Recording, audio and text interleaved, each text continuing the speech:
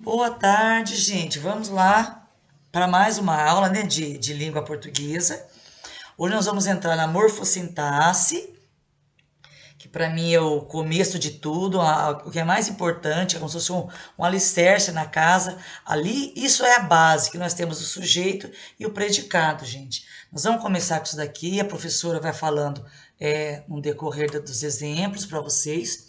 Então, como eu disse para vocês, vocês tiverem dificuldade nesse começo, que é sujeito e predicado, vocês vão ter muita dificuldade de interpretação em coisas do dia a dia, em contratos que vocês vão ficar adultos, vão precisar de ler contratos, vão precisar não ser passados para trás quando vocês lerem alguma coisa ali, alguma entrevista de emprego também, se expressar um pouco melhor. Então, o sujeito e predicado, ele é muito importante nisso daqui, o falar e o entender bem também, que está por trás das letras, por trás das palavras, tá?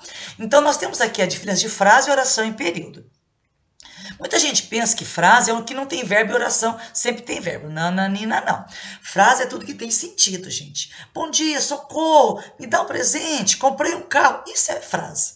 Tendo verbo ou não tendo verbo, tendo sentido, é uma frase. Só que quando ela tem um verbo, gente, além de ser uma frase, ela também é uma oração. Então aqui, ó, bom dia, eu comprei o carro, são frases, só que daí o comprei o carro, além de ser uma frase, ele também é uma oração, por causa do coração dessa frase aqui, né, que é o verbo. Então, o coração de uma oração é o seu verbo.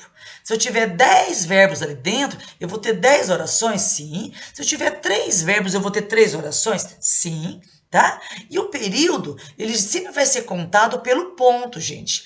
Ponto final, interrogação, exclamação. Então aqui, ó, desde a letra maiúscula até o ponto, eu tenho um período, ó. Desde a letra maiúscula até o ponto, eu tenho um período. Se dentro desse espaço eu tiver um verbo, nós chamamos de período simples. Se eu tiver mais de um verbo, olha que eu gostei, eu comprei, eu vou ter um período composto, formado por duas orações. Esse período é formado por uma oração. Lembre que o coração da oração é o verbo, tá? Não se esqueça disso. E os dois principais termos que nós temos dentro da oração, que é aquilo que tem verbo, gente, é o sujeito e o predicado. Sujeito e predicado. Sujeito é sempre de quem eu estiver falando, de quem ou do que, tá, gente? E o predicado é o que eu falei. Professor, o sujeito não é aquele que pratica ação? Não, isso pode te levar ao engano, porque o sujeito ele pode praticar ação, como ele pode receber ação, ou como pode ser os dois, gente, tá? Então, se você pensar assim, você pode errar. Quer ver um exemplo? O gato foi morto pelo cachorro. Quem foi morto pelo cachorro? De quem eu estou falando? Do gato, gente. Então, o gato aqui é o sujeito. E veja você que ele foi morto, então ele sofreu a ação do verbo, não é? Então, cuidado em pensar quem faz ação e quem pratica ação agora no começo. Pensa assim, o sujeito é de quem eu estiver falando e o predicado é o que eu estou falando. Então, no caso da frase do gato, o gato é o sujeito. O que eu falei do gato? Que ele foi morto. Então, foi morto pelo cachorro, eu tenho aí o predicado. Tá bem, gente? Vamos um pouquinho para frente aqui, ó. Vamos começar aqui com mais exemplos para ficar mais fácil para vocês.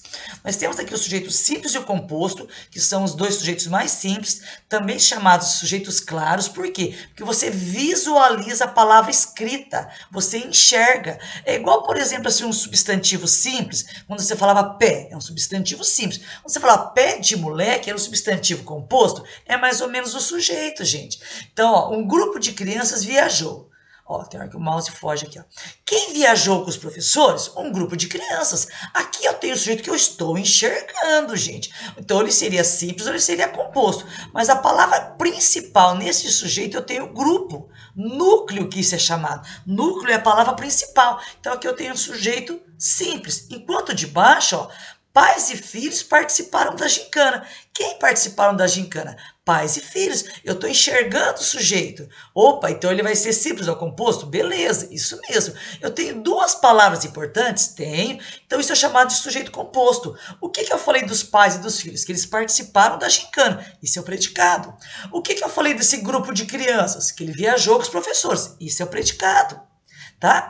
E o sujeito oculto? O sujeito oculto é aquele sujeito escondidinho, gente. Igual amigo oculto, aquela brincadeira de final de ano, que ele está escondido, mas no final da brincadeira ele se aparece. Aqui também, gente. Olha aqui o exemplo, ó. Pulamos corda o dia todo. Quem pulamos? Nós. E como vocês souberam que era o nós, sendo que eu não tinha escrito? Ai, professora, que pulamos só podia ser nós. Não podia ser eu pulamos. Verdade. Então ele está escondidinho aqui e eu descubro pelo rabinho do verbo. Sim, isso é oculto, escondido. Se eu falasse chorei à noite, quem chorei? Eu. Vocês descobriram por causa do chorei. Sujeito oculto. Tá? E o que eu falei do eu? Chorei à noite é o predicado. Pulamos corda o dia todo é o predicado.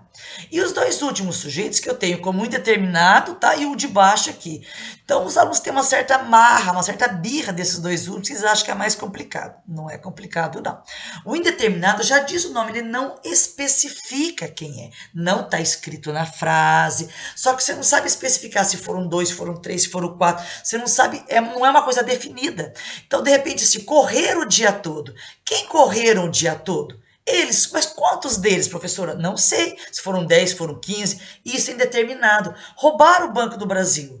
Quem roubaram que eu quero mandar prender? Não sei, professor. Isso é indeterminado, gente. Diferente do oculto. Ele também não está escrito. Só que você não sabe quantos foram.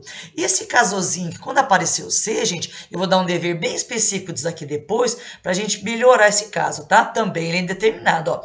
Precisa-se de mão de obra. Quem precisa-se? Alguém que eu não sei especificar quem.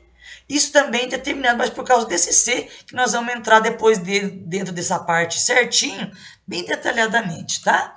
E o inexistente, que é o último, diferente do determinado, lá você não determinava, mas existia.